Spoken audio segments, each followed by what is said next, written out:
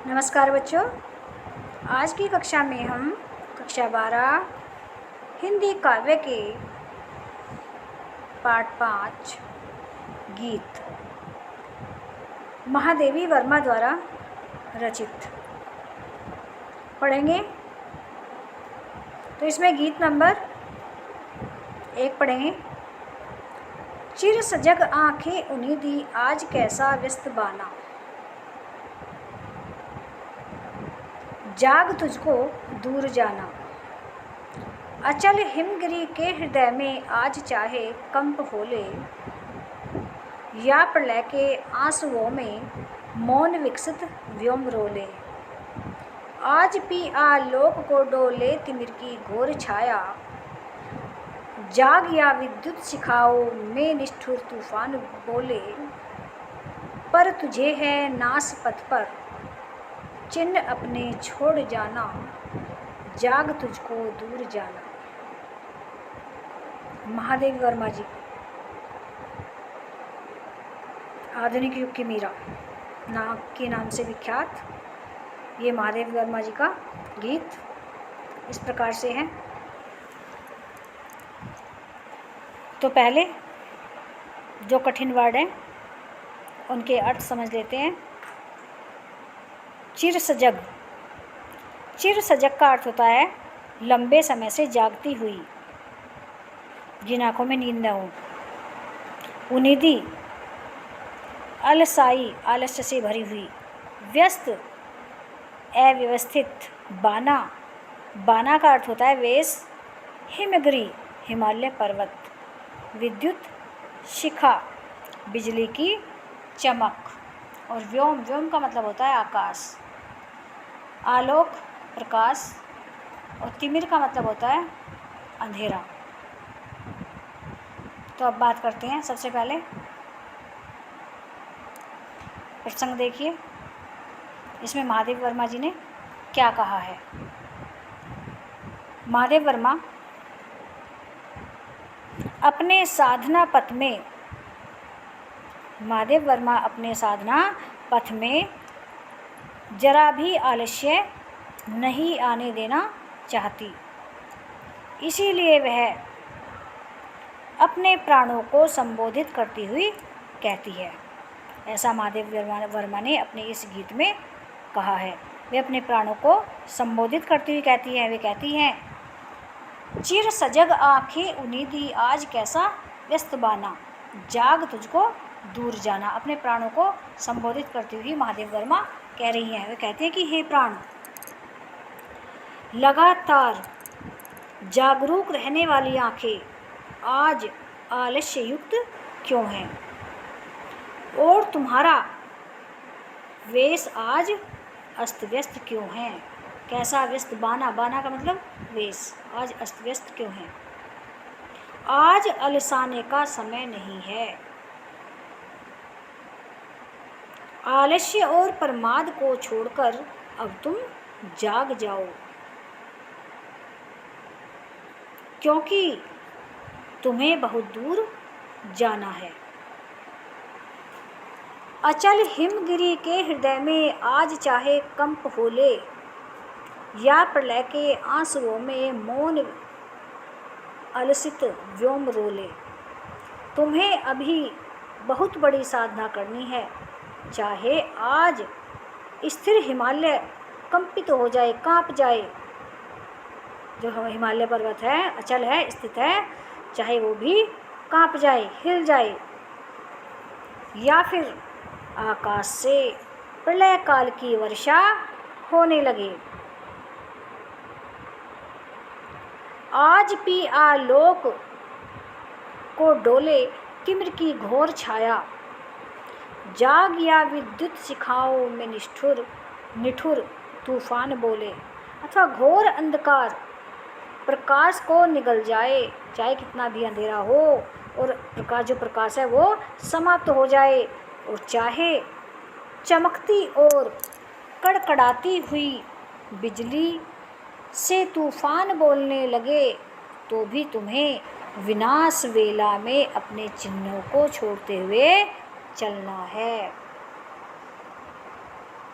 पर तुझे है नास पथ पर चिन्ह अपने छोड़ जाना, जाग तुझको दूर जाना। विनाश वेला में अपने चिन्हों को छोड़ते चलना है और साधना पथ से विचलित नहीं होना है। महादेव वर्मा जी पुनः कहती हैं और अपने प्राणों को संबोधित करती हुई कहते हैं कि हे प्राण, तू अब जाग जा, क्योंकि तुझे बहुत दूर जाना है। और ये जो पंक्तियां हैं, इन पंक्तियों की जो भाषा है खड़ी बोली है। अलंकार, हिमगिरी के हृदय में कंप, व्योम में रोना, तिमिर का डोलना और तूफान के बोलने आदि के माध्यम से प्रकृति का मानवीकृत रूप में वर्णन किया गया है। और यहाँ अलंकार हो जाएगा मानवीकरण। रस है वीर और गुण है ओज एवं प्रसाद।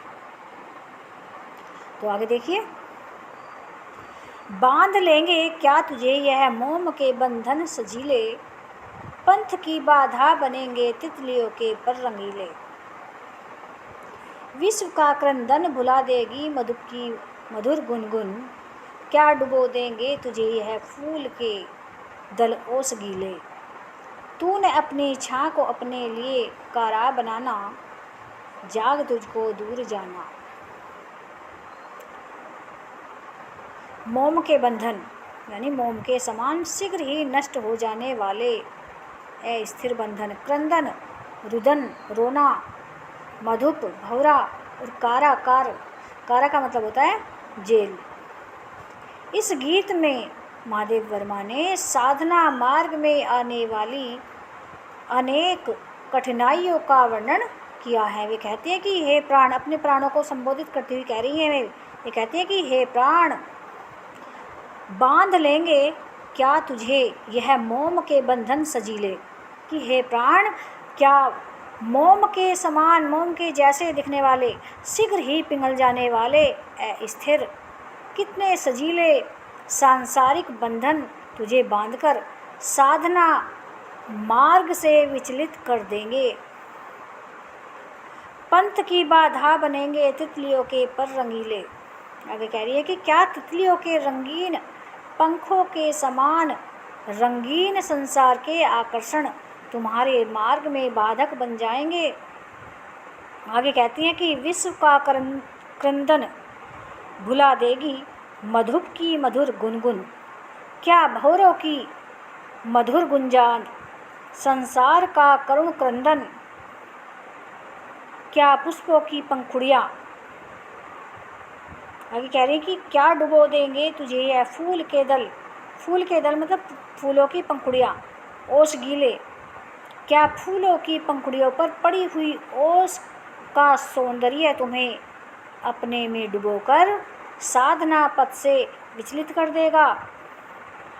तूने अपनी छां को अपने लिए कारा बनाना, जाग तुझको दूर जाना। अर्थात ऐसा कुछ भी नहीं होगा। अपने प्राणों को फिर से संबोधित करती हुई वे कहती हैं कि तुम अपनी छाया को अपना बंधन मत बनाना। कहने का तात्पर्य यह है कि संसार के अनेक आकर्षण तो तुम्हारी छाया मात्र है, अतः उन आकर्षणों के माया जाल में बंधकर तुम अपने वास्तविक लक्ष्य को भूल मत जाना। ये सब किसको कह रही है? महादेव वर्मा जो है अपने प्राणों को संबोधित करती हुई कहती है। वे आगे कहती हैं कि हे प्राण, तुम जागो, क्योंकि तुम्हें अभी बहुत दूर जाना है तथा साधना मार्ग के अनेक सोपानों को पार कर अपने लक्ष्य को प्राप्त करना है। अतः तुम्हारे लिए अभी आलस्य का कोई काम नहीं है। तुम जो है अपने आलस्य को त्याग दो। इन पंक्तियों में भी भाषा खड़ी बोली है, साहित्यिक खड़ी बोली, अलंकार रूपक है और अनुप्रास है, रस श्रृंगार रस है और शांत रस है।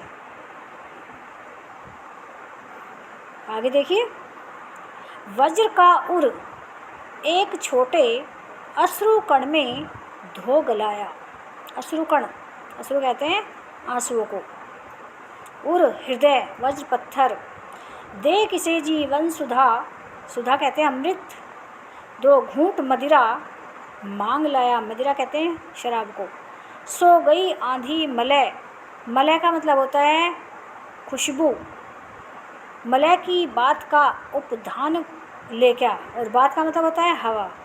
विश्व का अभिशाप क्या चिर नींद बनकर पास आया, अमरता सुत चाहता क्यों मृत्यु को उर में बसाना, जाग तुझको दूर जाना। अब आगे जो है महादेव वर्मा कहती हैं कि हे साधक, तू इस सांसारिकता में पड़कर अपनी साधना से कभी विचलित मत होना। अपने प्राणों को ही कह रही है वो भी। वे आगे कहती हैं कि हे साधक, वज्र के समान यानी पत्थर के समान कठोर तेरे हृदय को प्रियजनों के जरा से रोने धोने ने गला दिया, अर्थात तू अपने साधना पथ पर आगे बढ़ने के निश्चय से विचलित हो गया। दे किसे जीवन सुधा, दो घूंट मदिरा मांग लाया। तेरे भीतर अनेक असीम साहस और शक्ति विद्यमान थी, किंतु तूने भावनाओं के आवेग में उठे आंसुओं में गलकर उसको नष्ट कर दिया। तू अमृत रूपी, सुधा, सुधा का मतलब होता है अमृत, तू अमृत रूपी शक्ति और साहस को अपने अर्थात साधना में जीवन को छोड़कर मदिरा के समान तुच्छ, मदिरा यहाँ शराब के लिए है, तुच्छ आलस्य तथा प्रमाद का जीवन जीना कहाँ से सीख गया। सो गई आंधी मलय की बात का उपधान ले क्या ले, विश्व का अभिशाप क्या चिर नींद बनकर पास आया, अमरता सुत चाहता क्यों मृत्यु को उर में बसाना, जाग तुझको दूर जाना। ये सब तेरे योग्य कार्य नहीं थे। मलयानिल, मलयानिल, मलय मतलब खुशबू और अनिल मलयानिल का तकिया लगाकर तेरे उत्साह की आंधी विश्राम करने लगी, अर्थात सांसारिकता के आकर्षण में पड़कर तेरा साधना का उत्साह शिथिल हो गया। क्यों सांसारिकता और उपभोग के समस्त साधन संसार के तमाम विषाप बनकर तुझे आलस्य की नींद में सुलाने के लिए तो नहीं गए, था तेरा आलस्य तेरे साधना जीवन के लिए अभिशाप बनकर उसे नष्ट भ्रष्ट कर देगा। तू अविनाशी परमात्मा का अंश है, इसलिए तू अमर पुत्र है। फिर तू सांसारिकता के जन्म मरण के चक्र में स्वयं को क्यों फंसाना चाहता है, इसलिए अपने पतन के निमित्त इस सांसारिकता को त्याग कर अपने उत्थान के निमित्त साधना पथ पर आगे बढ़ने के लिए अज्ञान की नींद से जाग उठ, क्योंकि तुझे अभी साधना का लंबा मार्ग तय करना है। इन पंक्तियों की भाषा शुद्ध है।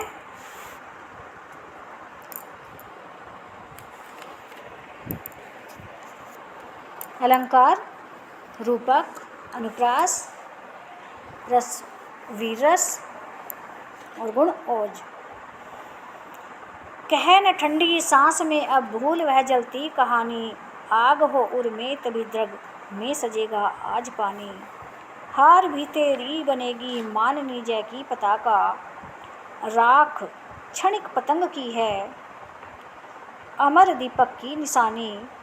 है तुझे अंगार सैया पर मृदुल कलियां बिछाना, जाग तुझको दूर जाना।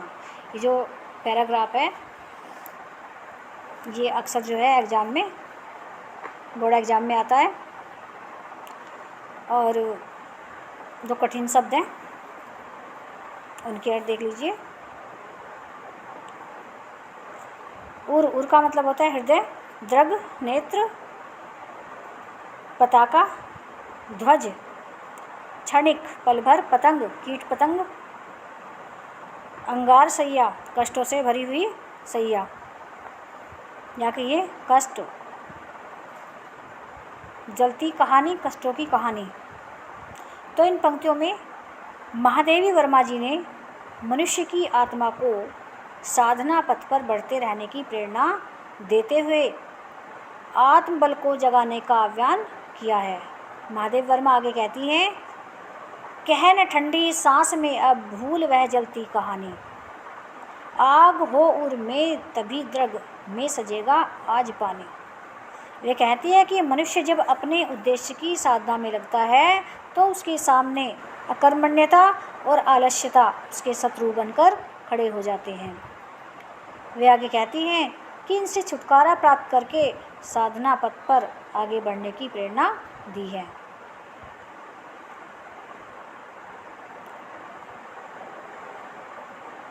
वे कहती हैं कि जीवन में दुख भी आता है तथा परिस्थितियों का दारुण आक्रमण भी होता है, परंतु मनुष्य को उन्हें भुलाकर ऊंचे लक्ष्य को प्राप्त करने की साधना में लगातार रहना चाहिए।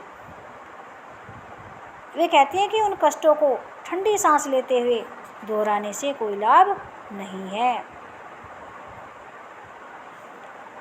जब तक हृदय में आग नहीं होती तब तक मनुष्य की आंखों से टपकते हुए आंसुओं का भी मूल्य कुछ नहीं होता। हृदय की वह आग, वह तड़प ही मनुष्य को कठिन साध्य प्राप्त करने के लिए प्रेरित करती है और परमात्मा को पाने का साधन बनती है। हार भी तेरी बनेगी माननी जय की पताका, राख क्षणिक पतंग की है अमर दीपक की निशानी। कवित्री कहती है कि यदि उद्देश्य की प्राप्ति हेतु किए गए प्रयत्न में असफलता भी हाथ लगती है या असफलता भी मिलती है तो वह भी किसी विजय से कम नहीं होती, क्योंकि पतंगा उद्देश्य की राह में जल मरता है। जो दीपक के ऊपर होता है पतंगा, वह भी जल जाता है, फिर भी उसकी राख दीपक की जलती हुई लो से मिलकर अमर हो जाती है। उसी प्रकार साधक को उद्देश्य की राह में यदि मिट भी जाना पड़े तो वह अमर हो जाता है तुझे अंगार सैया पर मृदुल कलियां बिछाना, जाग तुझको दूर जाना। कवित्री आगे कहती है कि तुझे अपनी तपस्या से संसार रूपी इस अंगार सैया अर्थात कष्टों से भरे हुए इस संसार में फूलों की कोमल कलियों जैसी आनंदमय परिस्थितियों का निर्माण करना है। इसीलिए हे साधक, तू जाग, क्योंकि तुझे अभी बहुत दूर जाना है।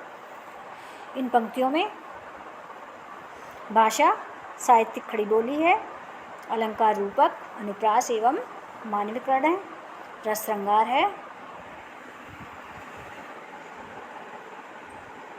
आज के लिए बस इतना ही। धन्यवाद।